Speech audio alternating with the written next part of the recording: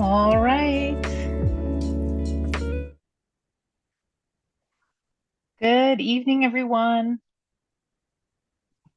Welcome to Courage California's Spring 2024 Donor Strategy Session. Thanks for joining us tonight. I'm Irene Gao. I'm the Executive Director of Courage California. As is our tradition, I'd like to open our session today with an Indigenous land acknowledgement. Courage California acknowledges our presence on the traditional and unceded territory of hundreds of First Nations who are the traditional caretakers of this land we call California. As visitors on this land, we pay our respects to the ancestors, elders, relatives, and future generations. All right, so we are just a little over 3 weeks out from the primary election that was on March 5th, actually 4 weeks now. 4 weeks out now. And today we wanted to sort of debrief the primary election results with some special guests today, recap our Courage California's primary work and the impact of our work this election, and also start to look forward to the plans for November 5th general election, which is not that far away. And so this evening, I want to welcome a few special guests. First, we'll hear from Courage endorsed LA City Council member Nithya Raman. We'll also be hearing tonight from Susana Delano from Close the Gap, California, Shervin Azami from Initiate Justice Action, and Yelitza Cervantes from Communities for a New California.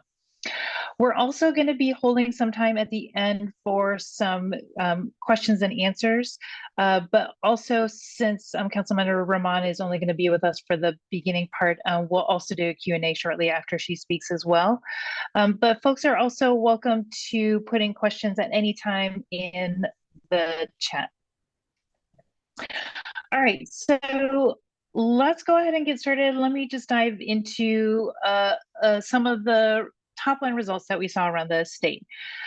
So as folks know, there was a lot of worry and concern that this would be a really low turnout election. And even though it was, I will say we are relieved that it ended up not being a record low, but turnout ended up being around 35%. So a little bit higher than sort of the worst fears were projecting, but still sort of reflecting a lack of voter enthusiasm around the state, and something that folks have been sort of tracking and analyzing for the last few election cycles. I also want to mention too, I don't know if folks saw this on some of the flyers that you received at your houses for the different races that were on your ballot, but public safety and homelessness and houselessness were really two big dominating issue areas, two dominating narratives in this election, and we're anticipating that they will be so as well for the primary for the general election. And as we've been seeing in previous elections as well, and even in non-election years, when folks are focusing a lot on lobbying and advocacy in Sacramento and with different governing bodies, the scale and scope of spending in this election was just really significant.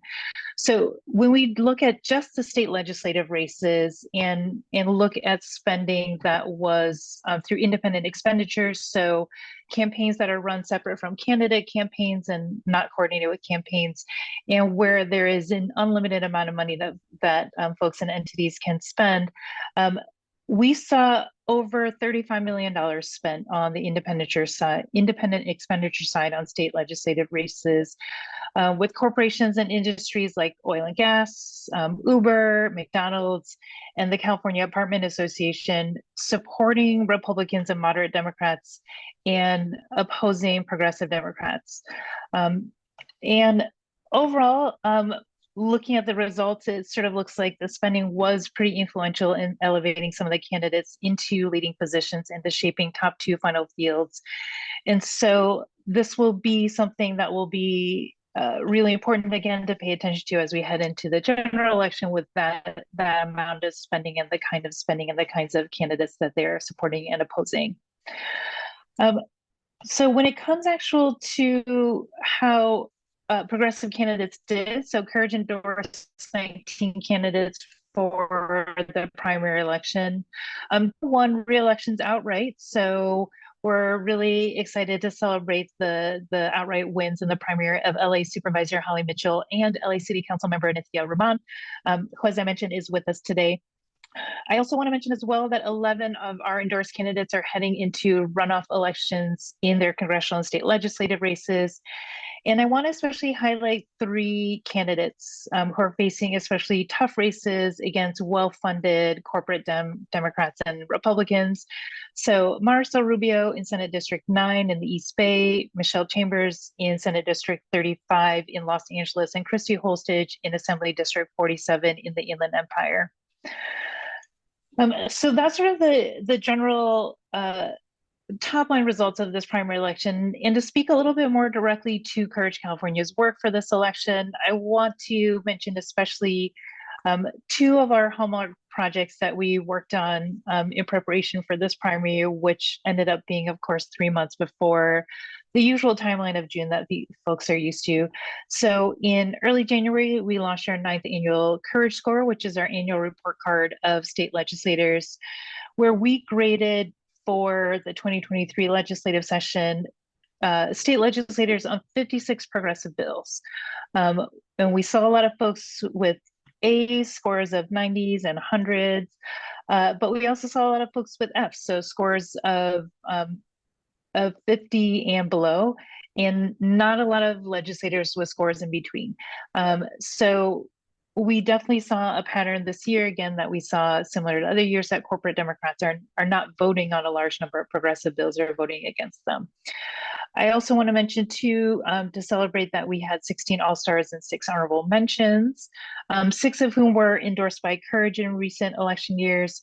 And also, sadly, we had 8 Hall of Shamers and 6 dishonorable mentions, with especially high representation of legislators from the Central Valley and Orange County. And so we launched our 9th annual Courage Score on January 9th at the state capitol. We wanted to make sure that voters and constituents had all the information they needed about their state legislators and how they voted on progressive bills as they considered who they were going to vote for on their March 5th ballot. I also want to mention that our Courage Voter Guide, which we've now run for several cycles, we launched for the primary election on February 5th as ballots were out in the mail to voters across the state. We covered 200 races and ballot measures, and our voter guide ended up attracting 66,000 voters, most of whom actually used the voter guide in the last 2 days of the election, which matches with what we know about turnout for this election. And I'm also happy to say that our voter guide also attracted half of our users were 18 to 34-year-olds. So that coveted band of young voters that folks always know are really important to turn out in the state, but don't always turn out at the rate that we want to see. And I also want to mention too that with support from donors like you and our members, we were able to pay for some targeted Google ads in the Orange County, parts of LA, the Inland Empire, and Central Valley, and that generated about a third of the traffic to the Courage Voter Guide. I also wanted to just say as well, just given that our Courage Voter Guide seems to really resonate with young folks too, this also really underscores what we've seen in research and what we've heard from our partners around the state as well, which is young voters are actually, they're paying a lot of attention to the issues, really motivated to vote, but they really also want to be sure that they vote with the right information. They want to be sure that they're making the right choices on the ballot. So our voter guide gives people, especially young voters, the information that they need in order to feel confident that they are voting with their values. So with that, I do want to start to make way for the speakers that we have tonight, and very happy, as I mentioned, to especially introduce one of our endorsed, newly reelected leaders, LA City Council member Nithya Rahman. I will say with her candidacy, the reason why we endorsed her was because of her progressive platform and her ability to really connect with members in the district, but also statewide. And I think for us at Courage, and something that I'm always very excited to see, is somebody who campaigns and also governs on a progressive platform and does so successfully. And even though she faced a district that was 40% new to her and also faced over $1 million, sorry about that. Having a little bit of signal issues here. And also happy to see that this means that you avoided a runoff, which likely looked like it would have been expensive. And this really allows you to get back to governing, to doing the job that you were elected to do a few years ago. So congratulations and thank you, and welcome to our call tonight. Thank you so much for having me. I missed a little bit of what you said, and I don't know whether that was because of my connection. I am actually outside City Hall right now. Since it's a political conversation, I need to have it outside of government offices, outside of my office, but my committee meeting on housing and homelessness ran late. But I'm absolutely delighted to join you here at Courage, California. As you mentioned, I have had a lot of challenges in getting reelected. What I would best describe as the corporate-driven political machine tried its best to prevent me from getting reelected by redrawing the boundaries of my district to take out renters and younger voters who had turned out in droves in my first election to help me defeat an incumbent for the first time in almost 2 decades here in the city of Los Angeles. As the election moved forward, I had 2 candidates running against me, and corporate dollars really consolidated around one of them. And as you mentioned, over $1 million was spent against me. I was the only incumbent running in LA City Council races during this cycle who had any money spent against them. I had the most money ever spent against a sitting incumbent in LA City Council history. And most of that money was spent tarring me for what I would say are policies that are deeply, deeply aligned with my progressive roots. They talked about my homelessness policy, where I've led with care rather than punishment, and painted me as someone who wanted people to live on the streets, who wanted to proliferate encampments, even though my district was one of the only districts which saw a reduction in street homelessness during my tenure. And the money was primarily coming from 2 sources. One was corporate landlords, large corporate landlords, 2 in particular, one that is currently undertaking the largest eviction in LA City history on the west side in Barrington Plaza, a landlord named Douglas Emmett, with CEO Jordan Kaplan, leading investments of more than almost $500,000 in negative spending against me, and another landlord named Kilroy, which operates across Southern California. These are 2 large corporate landlords who were angry that I passed tenant protections that would cut into their profits. Douglas Emmett, in fact, their corporate representatives gave a quote to the media saying that this was not they don't take political positions, but that they were spending against me to safeguard their bottom line, that it was to safeguard their shareholder interests. And they were very, very explicit about that. But what I'm very, very proud of is that Angelenos in the district really showed that LA is not for sale, that Angelenos are not here to be bought and sold. Huge amounts of money were spent in mail, huge amounts of money were spent on digital advertising that was extremely negative, extremely toxic, divided the district, created negativity.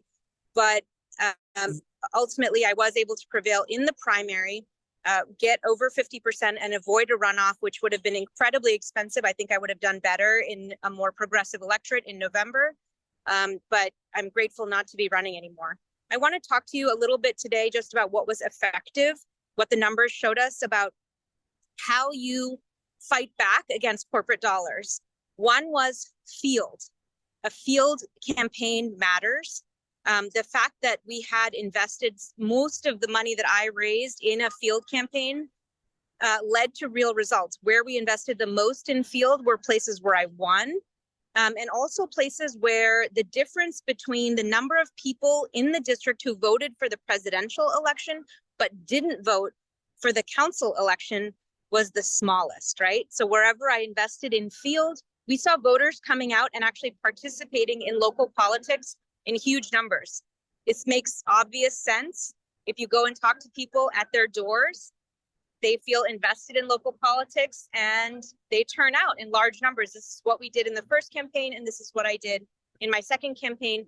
And you can see directly where our investments in voter turnout really led directly to increases in voter turnout through an effective field campaign. I also want to say I'm very proud to say that I actually did better in this election in the neighborhoods that I've represented the longest. So those neighborhoods that stayed with me in redistricting ended up voting for me in greater amounts than they had in my first election, which suggests to me that while progressive politicians are often tarred as being unrealistic or ideologically driven, what I've been able to do in this role as a council member has actually delivered real results that come from a values-driven approach to the biggest challenges that are facing Los Angeles today. And I'm so, so proud of that. The third lesson that I learned from this election cycle is that ideas matter. We were one of the few campaigns across the city that talked about policies. I had long policy platforms on my website. My mail and my materials left at doors discussed policies in great detail, talked about what I wanted to do, what I wanted to accomplish. Those kinds of detailed policy discussions, including real governance reforms that Courage California has been a leader in advocating on, including council expansion, ethics commission reform, and others. Those were key parts of my platform that resonated with voters. And finally, I do want to say that particularly with the change in election cycles, where we've seen now a rise in voter turnout in local elections. I remember after the 2016 election, there was an election which was a local election, and Measure S was on the ballot, an anti-development effort that would have really prevented us from being able to address our homelessness crisis. It was one of the first times that I got deeply, deeply engaged in local politics. I'd been engaged before, but I got deeply engaged. And I remember reading that we had 11% voter turnout in that cycle.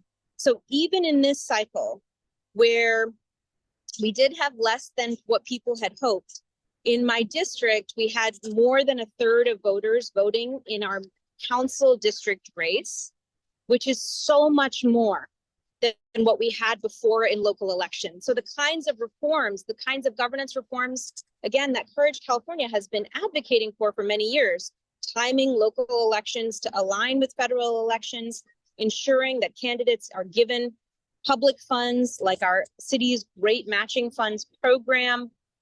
All of these things really, really mattered, and sending everyone a ballot, which was a change that came almost accidentally through COVID, that really mattered. Voter turnout at the polls was fairly limited, but huge numbers of voters, huge numbers of voters voted through their mail-in ballots, either dropping them off or putting them in the mailbox. And so to me, these are changes that are really, really valuable for us as progressive politicians, because they talk about voters who are new voters, who may not have always been engaged, but these are voters that are here for us to be able to talk to them about our values and to make sure that they're on board with what we're doing. I wanted to also thank Courage California for putting out the Progressive Voter Guide that they put out last cycle and this cycle. It comes up when you search Progressive Voter Guide. It is a third-party resource that is trusted. Courage California's name is very well regarded. And so for low information voters who are naturally progressive, the Courage California online voter guide is an invaluable tool. And we were able to see a number of people who were searching for my name and searching for the election who found their way to that tool. And it was a very effective tool at getting people actually to vote for me in the final last couple of days of the election. So I'm really excited to be here for another term. I'm excited because I'm the chair of the Housing and Homelessness Committee. I want to build a lot more housing in Los Angeles, particularly deeply affordable housing. I want to take land use decision-making out of individual council members' hands, something that has led to incredible corruption and graft here in the city of Los Angeles for over many, many years. I want to make sure that we're addressing homelessness in a coordinated way. I want to make sure that we are taking on governance reforms that we promised when the tapes leaked here in Los Angeles, but Although we've moved some of them forward, like independent redistricting, which will be on the ballot in the fall, not all of them have moved forward with the momentum that I would have liked to have seen. So I'm excited to take that forward as well. And I'm excited to continue collaborating with the Courage California community in order to really, really get results, not just in Los Angeles, but across the state in achieving our shared goals. So thank you so much to this community for your support. And I think my case, where all the odds were stacked against me, redistricted to ensure that I didn't win again, the amount of money, an unprecedented amount of money spent against an incumbent to make sure I didn't win again by corporate forces that wanted to profit from the city, that didn't work. And I think it's a successful test case to show that what we are fighting for resonates with voters here in California and that we should keep going. Thank you, Councilmember Rahman. Really appreciate you, really appreciate your leadership. I know after this election, a lot of folks, there was the usual sort of like, oh, is LA the new progressive epicenter? Because so many progressive leaders like you continue to be reelected, and you're showing just a very different lane than some other elected officials or candidates who are really running towards the right, or being more conservative on housing and homelessness and public safety. So I want to say thank you so much for your leadership. We were just absolutely thrilled to endorse you this cycle, and happy to continue to do so as you govern in the interest of all your constituents. But congratulations again. It was a really tough race. Like you said, the odds were stacked against you. But we were just absolutely confident. I mean, you've just been such an exceptional leader, and just we're very fortunate to have you. So thank you. Thank you. All right. Thank you. All right. So thank you to Councilmember Rahman. I really can't speak or say enough about her and her leadership and what it means, especially at this time when we've seen a lot more increased polarization and also a lot more attacks against progressive leaders like her. So next, I want to introduce a colleague and a friend of mine, Susanna Delano from Close the Gap, California. So I want to mention a fun statistic that I learned recently. So there are currently 50 women in the state legislature. Out of those 50, 20 of the women were recruited by Close the Gap, California. Susanna is one of the people responsible for recruiting so many of the progressive women we have Courage endorsed for the state legislature.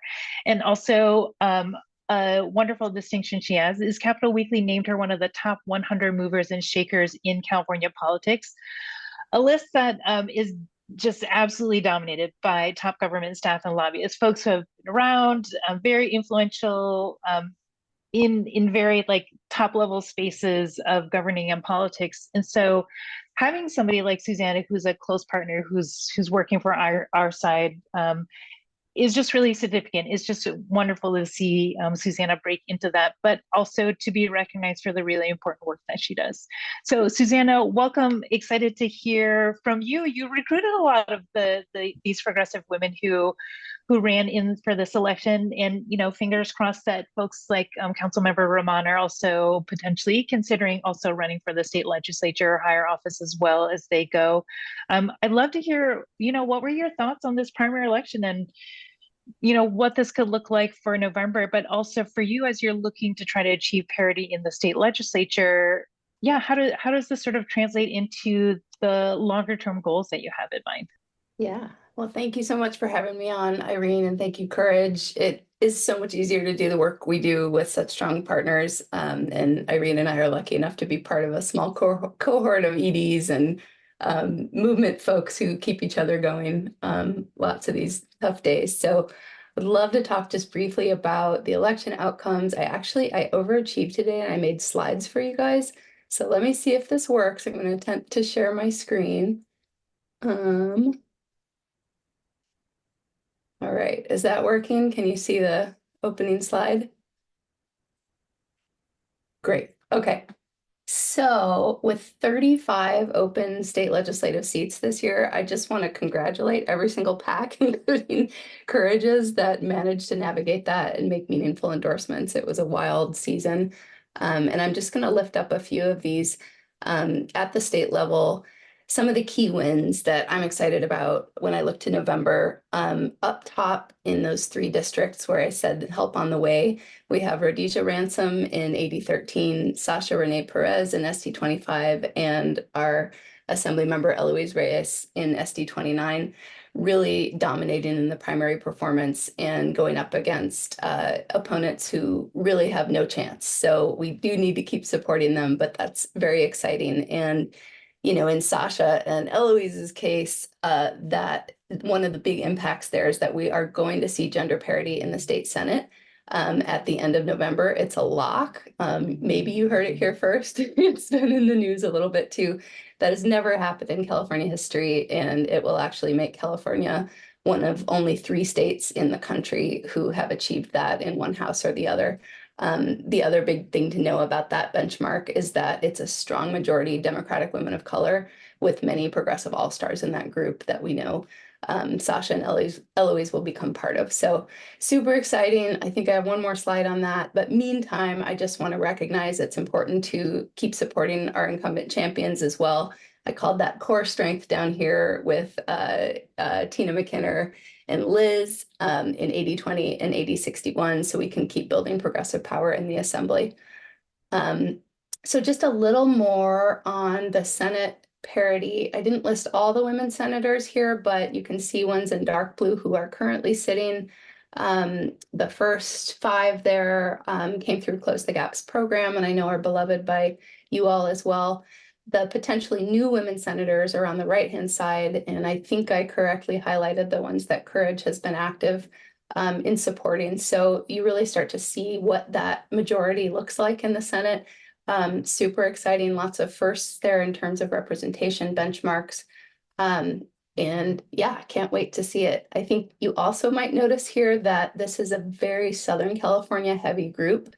That is just becoming more and more the case the further we get along. So it's an interesting dynamic at play that I would welcome partners' thoughts on, and that'll come back up when I go through these next couple of slides.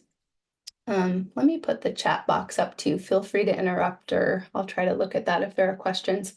I do want to emphasize a few of the big battlegrounds. These are a few Democrat on Democrat races. 80-57 is Clarissa Cervantes out in the Inland Empire. Talked to Clarissa last week or a couple weeks ago when she was still curing votes to make sure she had that 2nd place finish. And she told me that she said to her team, I must be worth $1 million, because that's how much was spent against her to keep her out of that 2nd place finish, but she didn't let it beat her. Statewide, she had the 5th most negative spending against her. And of course, that's coming from Big Pharma, McDonald's, DaVita, Uber. And I will say, like, one characteristic of this cycle is Uber has really turned up the heat and in the independent spending space, and we're seeing the impact all over the state, and it's really not cool. So very excited for Clarissa. The other 2 races you can see, of course, Clarissa in the graphic there, but also Sade Elawari and Michelle Chambers, who are running. Sade's district is nested inside of Michelle Chambers' Senate district, and this will really be a battle for LA. Black-brown unity is so important here. It will get totally nasty. There will be a ton of spending. Sade's race, the 80-57 district, which has been held by Reggie Jones Sawyer, but he reaches his term limit this year. That race saw the single most spending relative to the number of votes cast statewide of all the 35 open seats. So that's remarkable. And I think one other thing to lift up here is that in the races most heavily targeted by negative independent spending across the state, 3 of the 4 of those candidates did not make it out of the primary. So it makes it all the more remarkable what Sade and Michelle were able to pull off here. And I'll definitely be watching that one. Next slide. Flip and stretch. One of the biggest partisan battles in the state is Christy Olstedge down in Palm Springs. There's, of course, a number of open seats or challenges in that area, so it'll be hot. Turnout is going to be huge. We definitely saw that drag down the results we were able to get from the primary. So ground game and field investment here is really, really important. The Latino community is huge here, Riverside County, and a little bit beyond, I think. A big the stretch goal that I want to lift up is Marisol Rubio in SD9. This is where incumbent Assemblyman Tim Grayson is running. I am a former constituent of Tim Grayson. He needs to go. He takes a ton of oil money. He's not in sync with the district. And so kind of the call to action that I wanted to share out is look west from Contra Costa County and you see Jovanka Beckles, surprisingly to some, making the runoff in Nancy Skinner's seat. You look east and you see Rhodesia and company taking out the Via Putuas. My takeaway is we don't need to settle for these moderate dingbats. We can do better. We really need to put attention and unite progressives, both those who have been living in those communities for decades and centuries in some cases, and new ones coming in from the more coastal Bay Area regions. And going back to my point about the Senate being so heavily Southern California, this is a chance to break ground in Northern California where progress is lagging behind. So that's what I wanted to lift up to you all. Thank you all. It's so important what you guys do. And when Close the Gap goes out and convinces women to run for office, our nightmare is that they will do it and they won't have support on the other end. So few groups are as bold and active as Courage, and it just so many great candidates wouldn't be in the game without you and wouldn't have a runway. So thank you. Thank you, Susanna. Well, now you all can see why I love working with Susanna.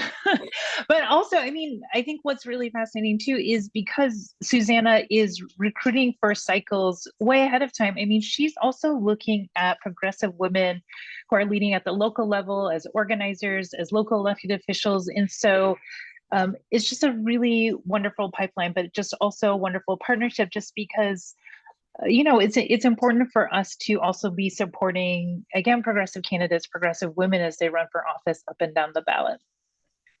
So thank you, Susanna, for your work. Thank you for your partnership. And next, I want to introduce Shevrin Azami from Initiate Justice Action. Initiate Justice Action mobilizes the power of people impacted by incarceration on progressive policies and elections.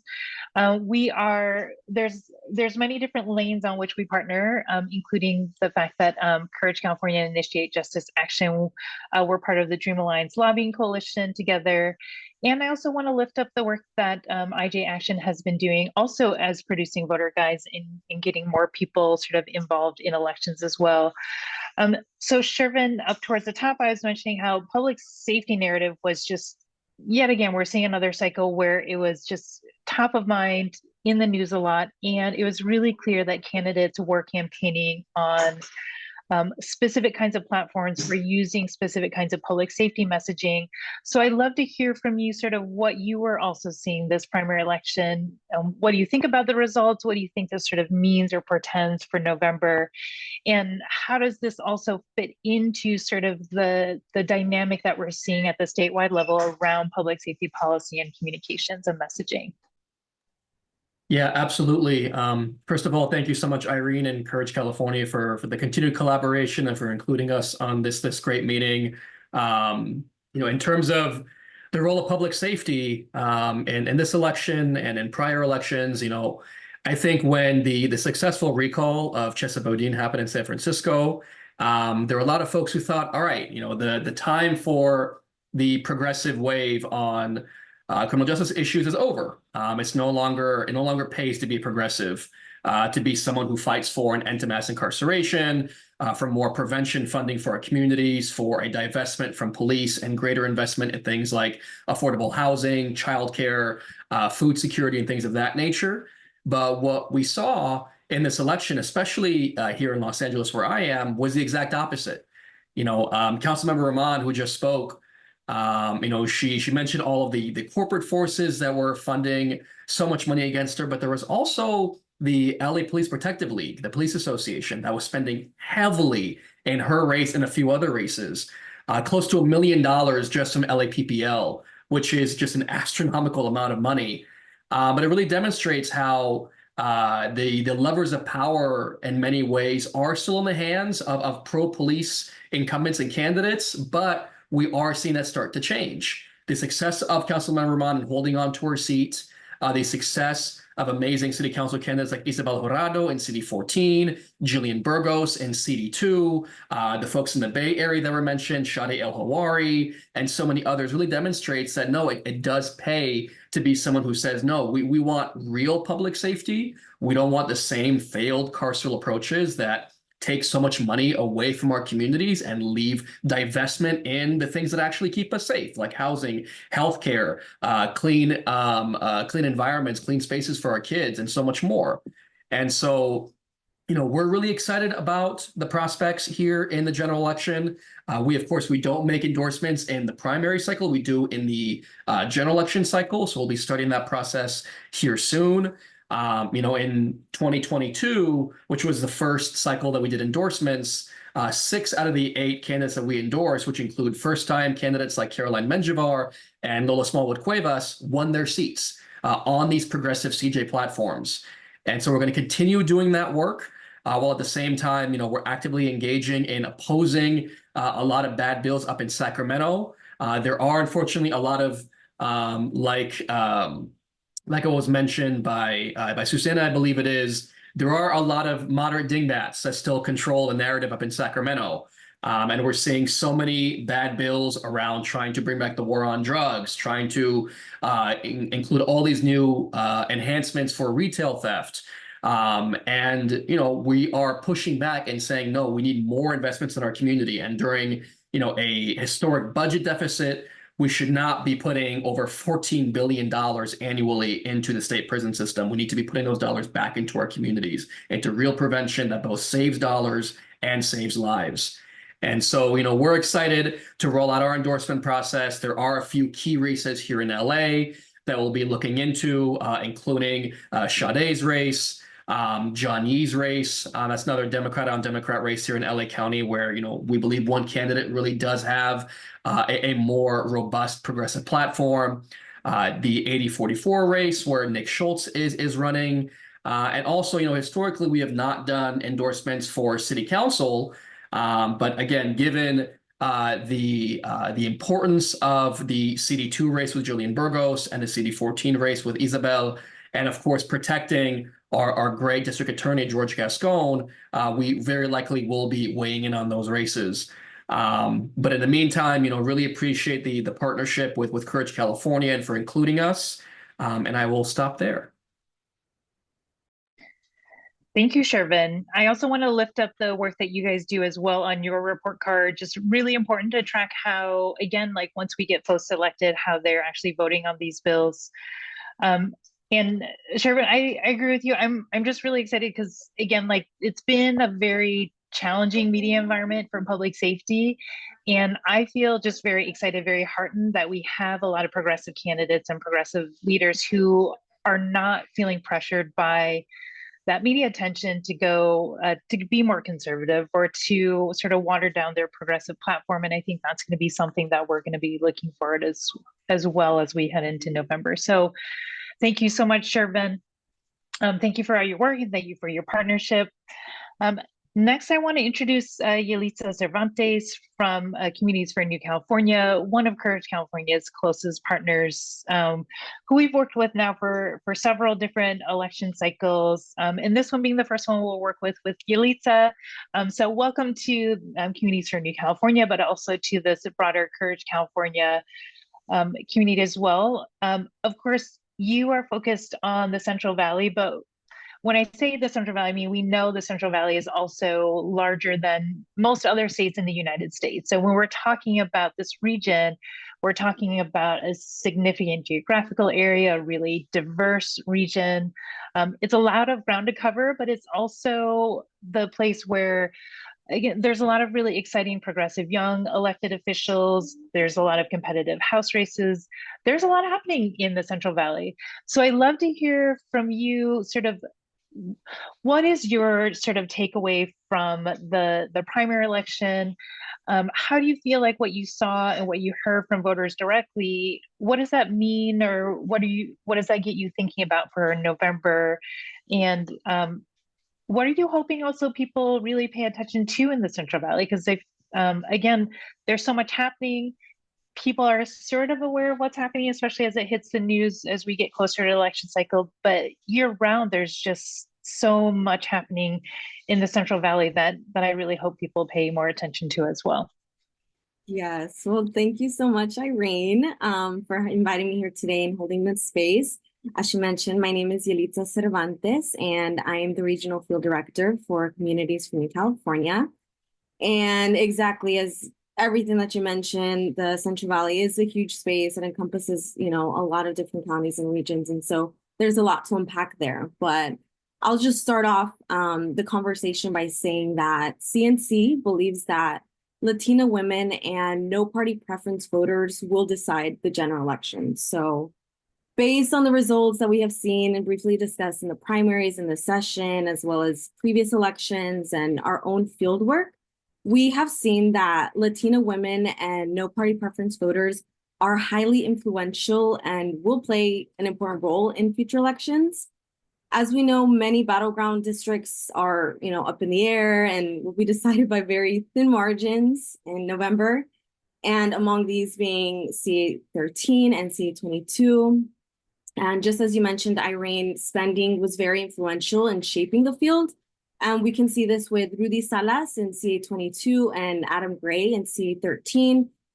They are now in a position to run a competitive general election because they were able to raise so much money within the first quarter. I believe they were able to raise over 1 million by the end of quarter one. So hopefully this means that they are, better resourced this time around.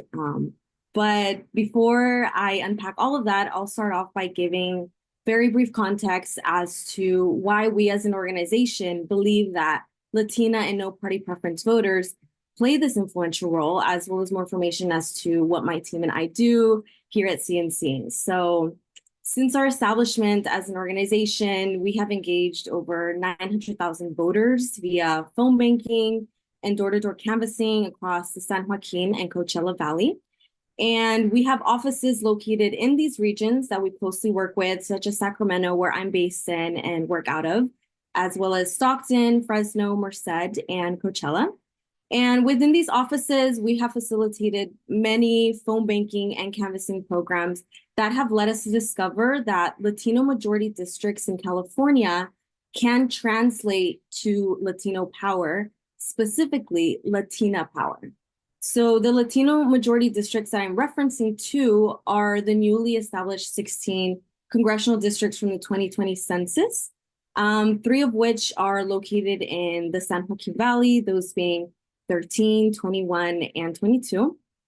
And so in relation to the 2020 census and these new Latino power voting blocks, our phone banking and canvassing teams have noticed over time patterns and trends where more often than not, women tend to identify themselves as the head of household or decision makers when it comes to politics and policies and finances and all of that. So especially we noticed this when we reached out to the Latino communities, when we were speaking to the Latino residents. Many of the times,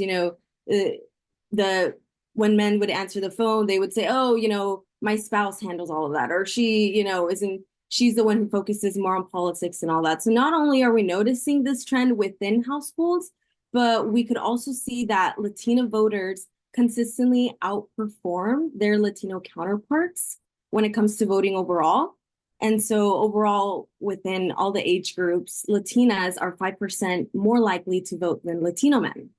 So with this in mind, in 2022, we launched the Lucete Latina campaign, which is centered on the idea of illuminating the role of Latinas to then create a telephone line to other statistically low propensity voters.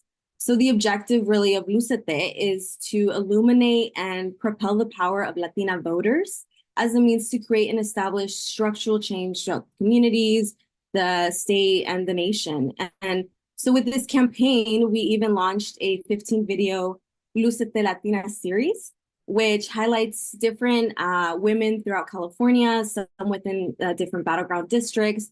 And we get to hear their stories. We get to hear the issues that are impacting them, their communities, their families. And so that's something that we're really excited, to share with everyone. And something that's actually really cool is that with the series, we were able to actually get it aired within different battleground districts during the Super Bowl. So that was really exciting. And they're really phenomenal videos, around 1 minute. And they really highlight these women and their stories and the challenges that are being faced in these communities. And so I'll actually even link the playlist, just so you guys, can check out whenever you have, if you're interested. They're really phenomenal videos, and I would highly encourage everyone to check them out. Let me see. So I just dropped in the chat again. Hopefully for those viewing later, you guys can check them out as well. But to basically wrap it all up, not only do we believe that by reaching out to Latina voters specifically will significantly increase voter turnout, but this will inevitably turn, and change the landscape of California and even the nation. And so to bring it back to an important question that we may all be thinking, do we believe we could flip these districts? Yes, we do believe we can, because of the slight advantage of having higher anticipated turnout. And we can anticipate this because we are working hard with Courage California, Irene, her team, and others as well, to make sure we are hitting our milestones from now until November. And something that I would like to even share with you all today, just to give you a glimpse of the type of work that, we really want to excel in field, has to do with a recent CA41 education voter program that CNC did with TOLA, with Larry Traumatola. And in this program, we were able to reach out to over 400,000 voters, and we were able to contact over 5,000 voters over the span of just 24 days. And out of those 5,000 voters, 1,000 voters even volunteered and agreed to mobilize and help spread the word within their communities and neighborhoods. So again, trying to establish this movement of mobilization within communities across California, specifically within these battleground districts that we see will, give us the results that hopefully we want in November. But yeah, I'll give it back to Irene. Thank you, Yelitza. I really appreciate whenever you recite these numbers, it boggles my mind because, Duarte won this House seat by 500 plus votes. Valadeo won his seat by just a few thousand. So just the sheer scale of voter contact you guys have, it's incredible. You guys just have a field operation that is just really unparalleled. But I think too, I think lifting on what you said too, what I love about the Lucete series is, some campaigns feel like in order to reach Latino voters, they just need to translate things into Spanish. But what I love about the Lucete series is that not only is it bilingual, but it is really about centering the voices of Latinas and showing how the issue area interest of Latinas is really diverse. And it is very much focused on what I would say are progressive values on family and community, ways that I think campaigns don't necessarily understand or aren't savvy enough to engage or message folks on. And so I encourage folks to watch this Lucete series. I really love it. They're beautiful, they're short, they're great.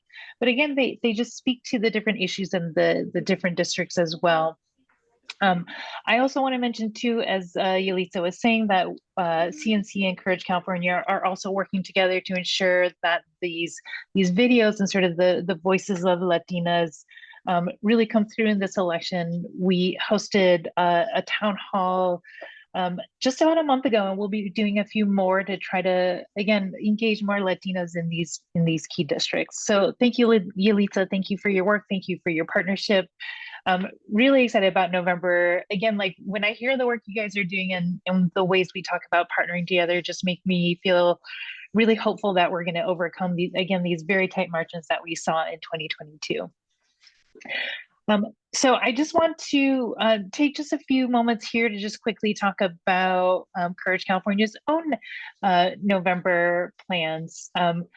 Because again, most of the results are in now. And so we know that heading into the general election, California has about 6 competitive races to take back the House from the Republicans. So a lot of them are seated in the Central Valley, but also in Orange County and part of LA as well. We also have about 13 state legislative races to either flip from Republicans and corporate Democrats to progressive Democrats.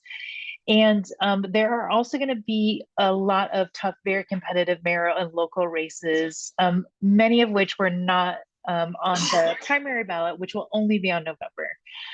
So, looking at this sort of landscape for November, Courage California, we're going to be active, and we already are active in several ways. So we're already looking into endorsing more candidates for the November election.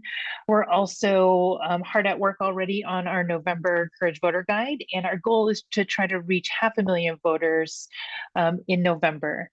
We're also going to be partnering with folks like Communities for a New California on polling in key congressional districts. So that way we can get a good snapshot of how our voters feeling about the congressional races, who they're planning to vote for, what their top issues are, and most importantly, who are the trusted partners that they turn to for political information and who they would trust in terms of being turned out for the November election. We're also continuing our work to do congressional accountability work with Representative Duarte and Representative Calvert in CA 41 and Duarte in CA 13 that we've been doing under our Valley Families Unite umbrella with Communities for a New California and Inland Empire United. And lastly, we're also going to just be coordinating a lot with partners around the state to make sure that we reach as many voters as we can and that we're using the same messaging, turning folks out for the different progressive candidates and ballot measures. And last thing I want to mention as well is we're also hoping to launch the 3rd season of our podcast to really especially target young voters around California as well. So before we wrap it up, I just want to ask a couple questions of our partners, sort of as we look towards November and as folks start to think about what are their top strategies and top priorities. So Elisa, I'd love to hear from you. Of course, we see, especially around election time, there's a lot of focus on the Latino vote, but that doesn't always translate into like important investments and engagements with Latino communities until it's almost too late. So like around election time, there's a flurry of how do we engage and talk to Latino voters? How do we make sure they turn out? So what advice would you give to people who really want to see Latinos turn out to vote? And what kind of work or investment does that take? Mm-hmm. Yeah, that's a really good question. And I think, having constant communication and that transparency between the Latino community and, everyone else, just politicians, organizers, everyone, and just forming that relationship with these residents, with these communities, to not only just educate and help guide them to this field that they may or may not be, super comfortable or very much aware of, knowledgeable in, but just having that constant communication and transparency and really holding a space for them just in general, holding a space so that they can,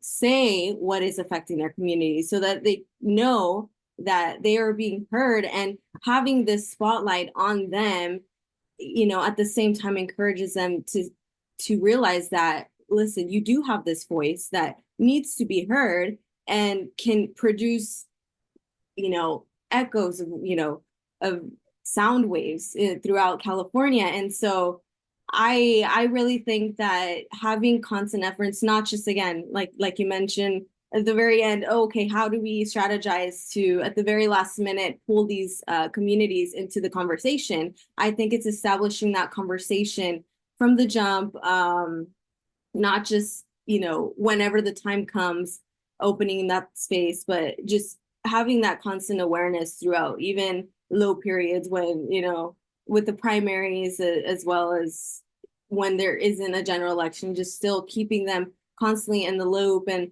having that awareness on the communities of people of color and who are now we're the global majority of specifically California, especially. So I'm not sure if that answered your question very well. Yeah, it does. Yeah, and I want to emphasize too, I think as we've discovered through our polling, is that voters really look to trusted messengers for information and that sort of engagement. And like you said, it is that sort of year-round engagement, talking with them where they're at, talking with them on their issues. It's not just sort of, again, like translating things or just pushing out information. It's really about that two-way, more mutual relationship. So thank you. Again, I'm just really excited. Again, we still have 6-7 months until November. And in some ways that's not a lot of time, but I'm hoping again, like that folks really get a head start on sort of what it will mean and what it will really take to turn out Latino voters this election. So thank you for that. Shervin, I have a question for you also. We've been talking quite a bit about, candidates, but for November, I mean, California is sort of famous, or actually sort of infamous for also having like a whole host of ballot measures. So just people get lost. There's just so many sort of decisions that they're making directly on the ballot. And we already know that there's a lot of ballot measures that have qualified for November. There are currently some signature gathering ones. And we also know that both in this legislative session and on the November ballot, this is going to be these are going to be other chances where we're going to see this ongoing battle between the sort of reform agenda and the regressive sort of pro-incarceration agenda. So, as you look towards November, what should progressive voters also be looking for on the ballot to support like a pro-reform or pro-justice agenda? Yeah, no, thank you for the question. So far in terms of what's going to be on the ballot in November in the CJ space, we are keeping a close eye on a measure that's being backed by large corporations from Target to Walmart in response to the smash and grab hysteria. I'm trying to roll back Proposition 47, which was a measure that passed with over 60% of the vote back in 2014, reclassifying a lot of nonviolent, non-serious drug offenses into misdemeanors. They're trying to roll that back and say that a 10-year-old law is responsible for COVID-related upticks in retail crime, which any criminologist, any expert that's been spoken with says, no, there's absolutely no relation. So we're going to be actively pushing back against that bill and are in active conversations with other coalition members who are working to oppose that ballot measure. That's going to be one of the big ones. And then in the legislature, every advocate that I speak with and work with will say that we have not had to oppose as many bad bills as we've had this year. The pendulum is unfortunately swinging back towards the regressive end, as you mentioned. We went from a decade of really, really big wins from Prop 47 to Prop 57, Proposition 17, Prop 36, so many others. And now we're seeing a lot of bad bills trying to expand three strikes and bring back the war on drugs and other things. And so now is a really important time for progressive advocates to keep a very close eye on what incumbents are doing in Sacramento, how they are voting on these bills. Our scorecard, which you mentioned, which was introduced for the first time last year, we will be doing another one for this year and releasing it before the general election. It'll also be reflected in our voter guide, which tracks every single candidate running for Assembly and Senate based specifically on their public safety platforms and whether or not they take money from law enforcement. So we're trying to give as many tools to impacted voters and allies on, where are these candidates really falling? How are they voting on these aggressive bills or, good bills that are trying to also move through Sacramento, and use that as knowledge is power so that our voters can make informed decisions and, elect candidates who are going to be champions of reform. So again, definitely don't want to mince words. This is a tough year. A lot of bad bills we're opposing. We are concerned about the ballot proposition, but this is why progressive turnout is so important. This is why the work that all of our organizations do is so integral. And we're going to continue sharing as much information as we can.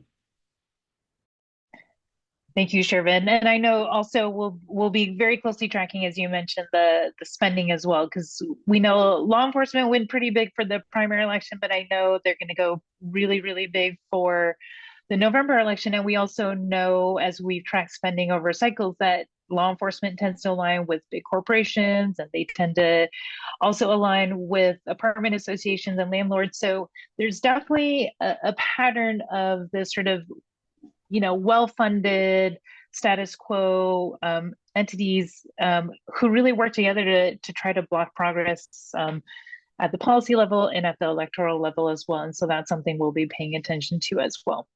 So thank you, Shervin. Thank you again. And I know Susanna had to step away, but I do want to mention too, I know that Susanna is already, as I mentioned, when we're focusing on the 2024 elections, she's already looking ahead to 2026 and starting to recruit and look for progressive women to run for the state legislature in 2026. So I want to mention that there, just because it's just exciting. And as I mentioned, this sort of work sort of happens all year round, and a lot of times out of the public eye. But good to know that we've got, again, a lot of work to do in the next 6 to 7 months into the November 5th election, but already good progressive work is underway for the 2026 election as well. And some of you may have already seen hints of that with several now prominent statewide leaders already jumping into the 2026 race for governor.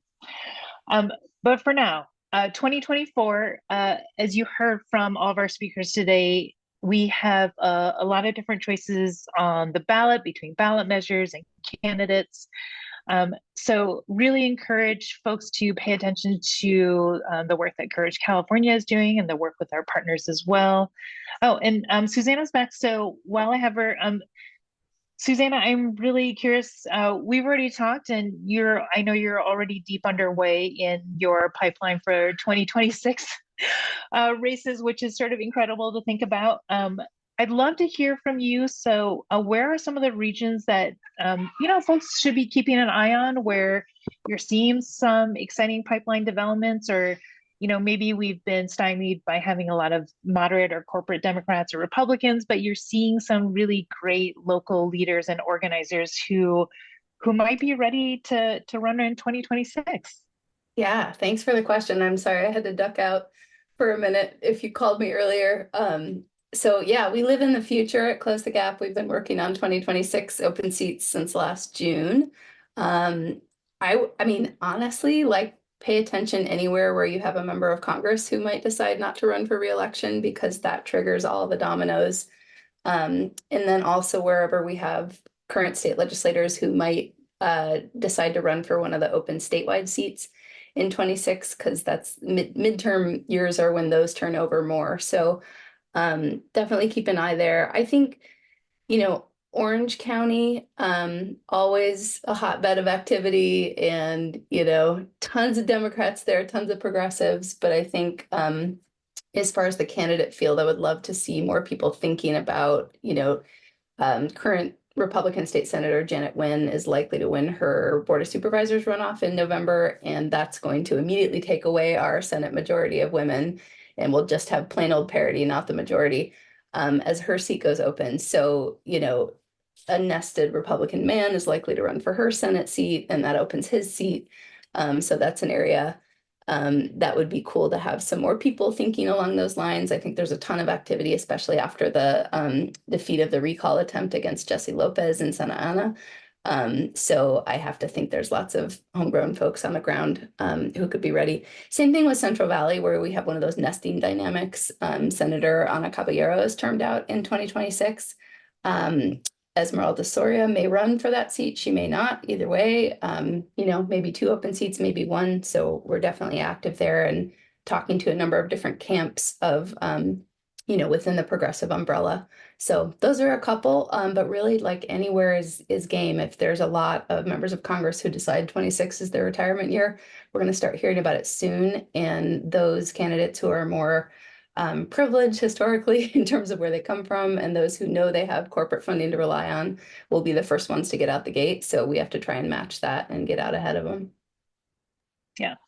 Thank you, Susanna. I can't imagine what it's like for you. I mean, I've seen some of your spreadsheets, just this complicated, like tracking by district, and then like you said, there's always a domino effect. You're always having to think ahead, and then I know you and I have also had conversations of like, what does it also mean to try to set up the women who are already elected for leadership positions within the state legislature as well? So there's always these active dynamics, active conversations happening. So thank you so much. So thank you, Susanna. Thank you, Shervin. Thank you, Yelitza, and thank you, Councilmember Rahman, for joining us tonight. As you heard, there's always a lot of different pieces at play with any election, and we're always planning with our partners year round, but also several cycles ahead as well. So I want to thank you for joining our 2024 Spring Donor Strategy session tonight. And I also want to give you guys a heads up. We will be making in-person appearances, hopefully in the Bay Area in May and in Los Angeles in June as well. So invite you guys to come and to join us, talk about the elections, talk about politics, and just talk about the well-being and the future of California. I also want to thank you as well just for your ongoing support. All of this work that we've done heading into this election and as we face November is all possible because of your ongoing support. As I mentioned, a lot of the work we do is sometimes behind the scenes or quiet, or it's at a time when people aren't even thinking about elections.